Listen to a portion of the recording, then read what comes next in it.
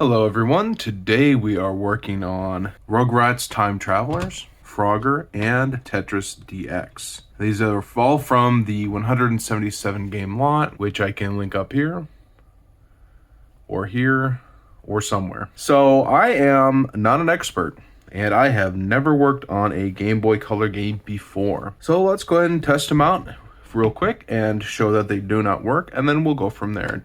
Let's start with Rugrats.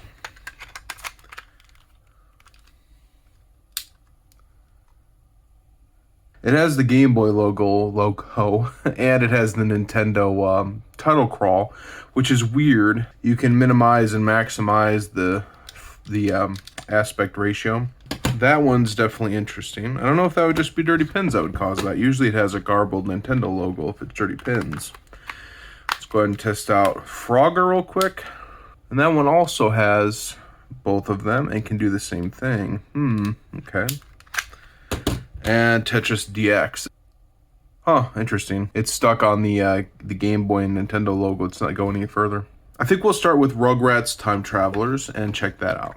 And we have a new addition to the channel, Steve, the carpal tunnel saver. He loves to open up game cartridges. Now Steve has a nose. So we put Steve into left-hand mode. And there you go, good boy, Steve. And we are in, kind of. We're not in. Oh, okay. It just slips forward. Okay. I thought it was stuck or something.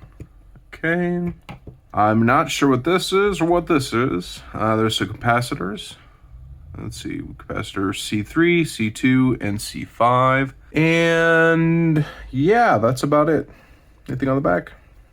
Nope. And there is only one side of pins. The other side of pins doesn't make contact with the board. It's just got these vias here at the top here. And so yeah, let's go ahead and clean this up. Okay, so what I like to use for cleaning pins is Wyman Glass Stovetop Cleaner and polish, the heavy duty version. I don't use Brasso. I generally don't use erasers. I just think the glass cleaner does a really good job, and hasn't failed me, hasn't messed any pins up, and it's not corrosive.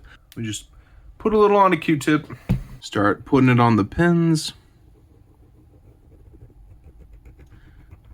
And this is after one round, which it's not terrible, a little bit of gray, but not horrible. I also like to flip to the other side and just use a dry one and do this.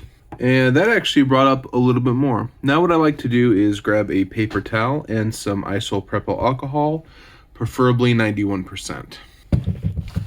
And we just wipe away any of the cleaning material. And nothing really came up there. Another new member of the channel, Benny the Bin. I like trash. And that's about good. Let's go ahead and check our work. Can't forget to feed Benny. And now we inspect. That's pretty good. All right, now we'll grab our case. I am blanking. I think it goes this way. Wait a minute. Oh, that's the top. Okay, where's the bottom? Oh, here's the bottom. Okay. And I think the ROM chip goes on top. And then we just put this like that and slide it in. Should we use Steve and zip it up? Should we go with the confidence case screw? Sure, why not? Let's make Steve feel useful. All right, there we go. I wish I had one of those IPS Game Boy colors, but I cannot afford that. So we're just going to have to struggle and squint with our eyes to see the game. Will it work? Nintendo logo. Nope, nothing on the screen. All right, well that one did not work with cleaning. Okay, what do we do now? Once we have cleaned the pins, what is the next point of order? And the next point of order is Monty the multimeter. we can't forget to put our probes in. Black goes into COM, and red goes into the thingamabob here. Now, we got our probes. Probably Monty should be set to continuity mode. I think that makes the most sense.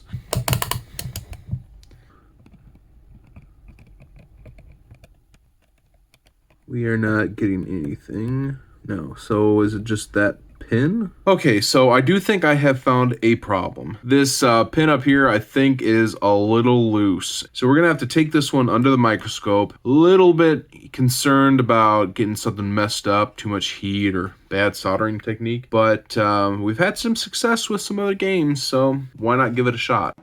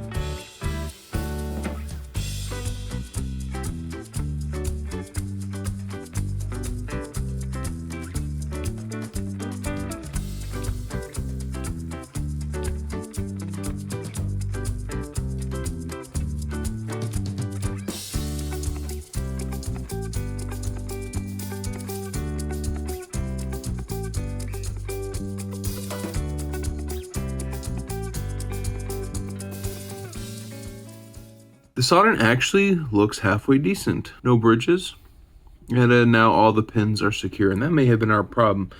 But something that is very strange is, am I crazy or was there a capacitor here?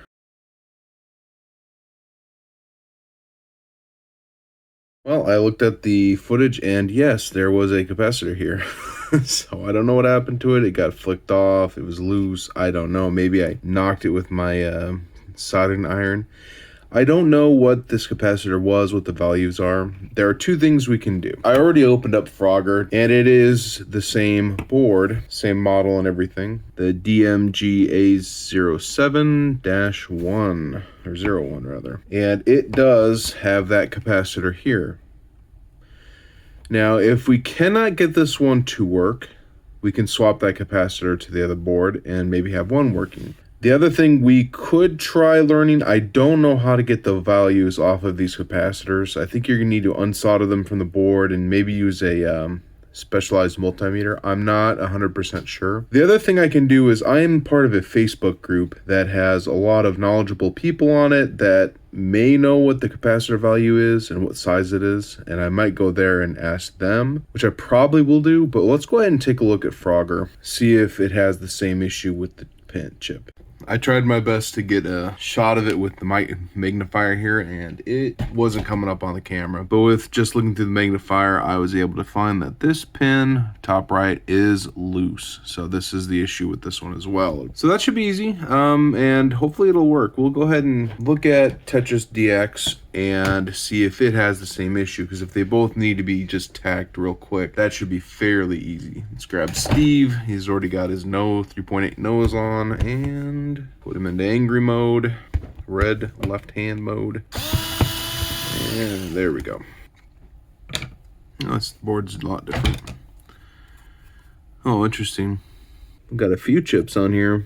You see, it's a DMG DECN-10. I'm not really sure what all these do. I'm assuming that it's just a beefy game and needed all these things. So, is it the same issue, or is there more to this one? There doesn't appear anything being obvious. I'm wondering if it's the these pins here.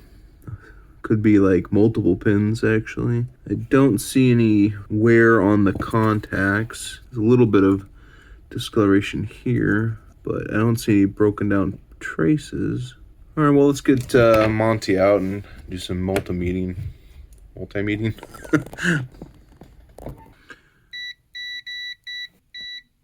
Okay, that goes who knows where. This goes to this via here.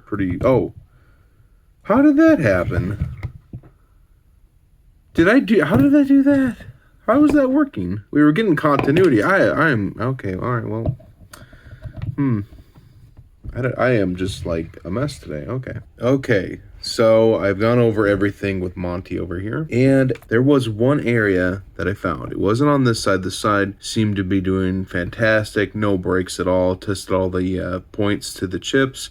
However, on this side, right here, where I've marked out with this blue arrow, there is no continuity from this via. If we follow it down this path, there's no point of continuity to this pad. I think that there is a break right here, right between the via and the pathway. So let's go ahead and grab our Harbor Freight electric pencil or engraver.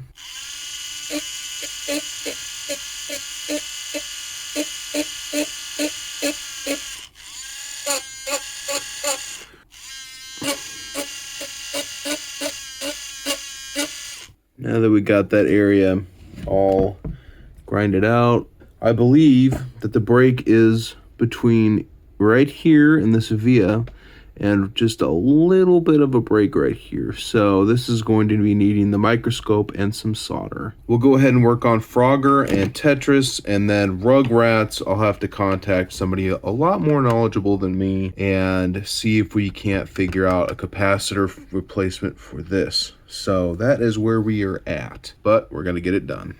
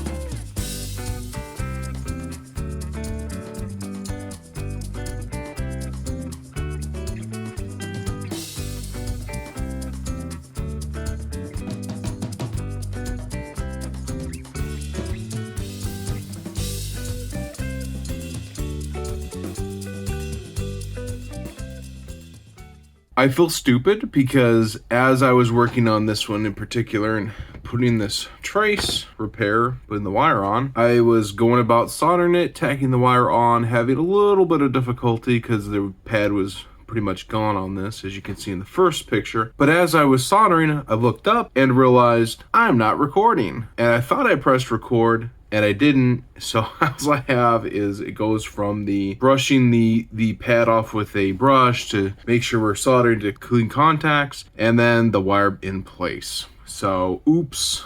I hate it, Your Honor, but you know, what are you gonna do? So we've got our wire tacked in here, and we also fixed the legs on here. It looks like I still have some flux on here. I'll have to clean up some yellow bits, but that's okay. We're okay now. So let's go ahead and grab Monty. And let's go ahead and check out the wire first to make sure that's soldered up right. And here's Monty. And do we have continuity? Okay, is it from here to here now? Monty lets out a happy little beep, letting us know that we have a straight path from this point to this point. Yay! I think this one is good. I don't think any of the pins were broken or misplaced, or I don't know if I looked at that under the microscope. Now that I'm thinking about this hindsight, I probably should have looked at this under the microscope and bent the legs.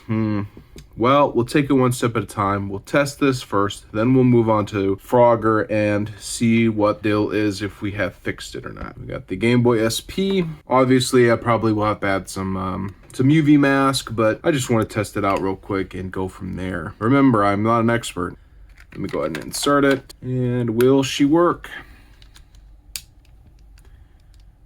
Nintendo logo, Game Boy logo. Oh, there we go. Tetris 1987. Will it go? Oh, there we go. It's working. Name entry. It's not long enough for subscribe.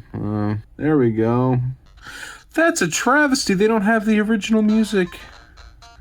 It's not complete without that.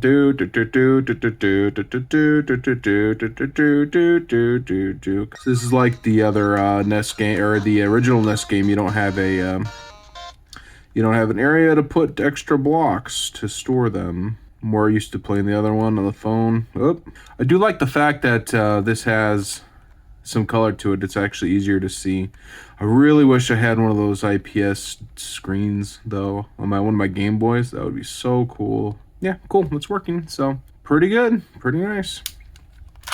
Let's go ahead and we'll set this one aside and put some solder mask on it, or not some solder mask, with some UV solder. Well, is it solder mask? Is that right? UV liquid solder mask or UV liquid mask? I don't know. Whatever it is, it's green. It goes on. It hardens in the sun. Okay, now let's look at Frogger. But you know what? We're gonna go ahead and clean this up a little bit more because there is some definite flux on there. Unfortunately, as I was soldering and using my flux pen, I go to pull off the cap and it just completely spilled out everywhere. Not on this, thankfully. It was on my workbench, but that was really sad. I'm gonna have to get some more flux, maybe the pen. I was using the paste before, but I think the paste is just, maybe I was adding too much, but it seems like the paste leaves more residue and it's a little harder to clean up. Looks like the peg has been torn off here. It's not that big of a deal. It's just to hold it in place, really. It's not really moving around, though. All right, time to test Frogger out. Thank you, Nolan, for your Game Boy SP. Will she work? Game Boy logo. Ah, there we go. Hasbro Interactive. Konami. Frogger, licensed by Nintendo. 1999. Oh, the brightness control doesn't work. Is that because it's a Game Boy Color game? All right, well, Frogger is fixed now. Now let's talk about our copy of Rugrats. The one where I knocked off the capacitor. Talked to the people on my Facebook group, and one person responded and said that there is a 5-volt line here, power line, and this is probably an equivalent replacement for this capacitor would be 470 nanofarad 6.3 volt capacitor. I've looked on Amazon and I could not find anything with a voltage of 6.3. So I asked the guy in the Facebook group, can you go higher on the voltage? And he said yes. I also looked up some Google information, and it appears that the voltage is not what it runs at, but rather how much voltage can run through it, if that makes sense. So we can go higher in voltage. Doesn't have to be a 5 volt, 6 volt. Could be 10, could be 16, or higher, I think. Now, a while ago, I had purchased a set of SMD capacitors off Amazon, and this was in the package. And I went back and looked at my order history, see if there was a data sheet, and sure enough, I found these. These are 470 nanofarad capacitors, but these are rated for 25 volts. But I think we can use them to put them on to here. And I think that they're big enough to fit on there. They might be a little bit bigger than what was on there before. So we'll have to see if that will fix. Put some flux on the board and just go ahead and solder this new dude on there. It's a little bit bigger, I think, but should be okay, I think. Yeah, definitely is a little bit taller than these other ones. So, yeah, we'll see. Hopefully I'll remember to record the soldering this time.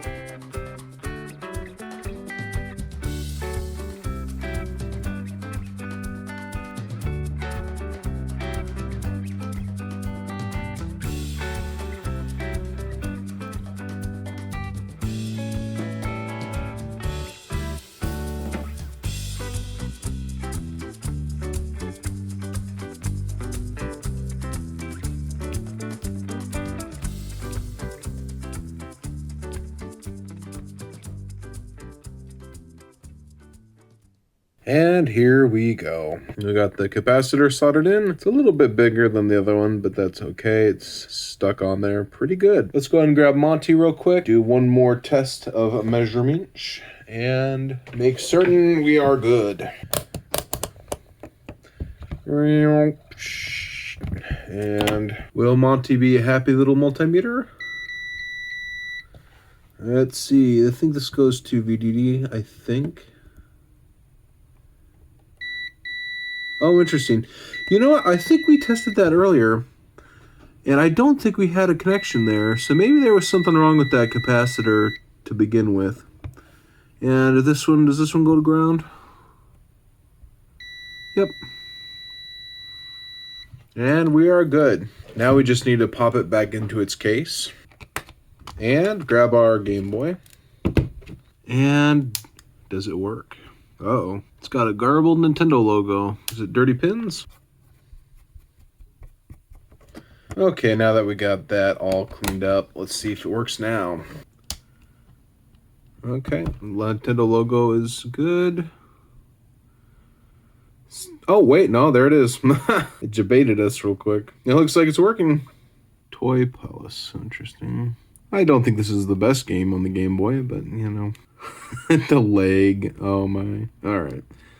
I think that's just the gameplay and not necessarily anything wrong with the capacitor or anything. And now, finally, there we go. Rugrats, Time Travelers, Frogger, Tetris DX, Game Boy Color games have been added to the, hey, I can actually repair that, maybe.